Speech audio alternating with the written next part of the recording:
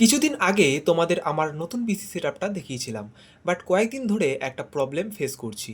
সেটা হলো আমার ডেস্কের ভিতর সিপিইউ এর কাছে ভালোই লাইট আছে, বাট এই সাইডটা করে লাইট না থাকার কারণে প্রিন্টার অ্যান্ড সাউন্ড সিস্টেমের সুইচগুলো ইউজ করতে প্রবলেম হচ্ছিল। তো ভাবলাম এখানে কিছু জোগাড় করা যাক। তার জন্য নিয়ে নিয়েছি একটা 9 ভোল্টের ব্যাটারি, একটা কানেক্টর, 9 ভোল্ট এলইডি লাইট, একটা push button switch, connecting wires, একটা পিভিসি পাইপের টুকরো, দুটো স্ক্রু। সো ফার্স্টে পিভিসির টুকরোটা ব্যাটারির সাইজ মতো একটা হোল্ডার বানিয়ে নিলাম, আর স্ক্রু করার জন্য দুটো হোল করে নিলাম। এবার এলইডি লাইটের সাথে কিছুটা ওয়্যার কানেক্ট করে ডেস্কের নিচে ফিক্স করে দিলাম। দেন ব্যাটারি হোল্ডারে স্ক্রু লাগিয়ে সেটাকে ডেস্কের মধ্যে মাউন্ট করে দিলাম। এবার সুইচের সাথে দুটো ওয়্যার কানেক্ট করে দিলাম। সুইচের নিচে ডাবল সাইড টেপ লাগিয়ে সুইচটাকেও মাউন্ট করে দিলাম। এবার ব্যাটারির সাথে কানেক্টরটা অ্যাটাচ করে ব্যাটারিকে ইনস্টল করে দিলাম।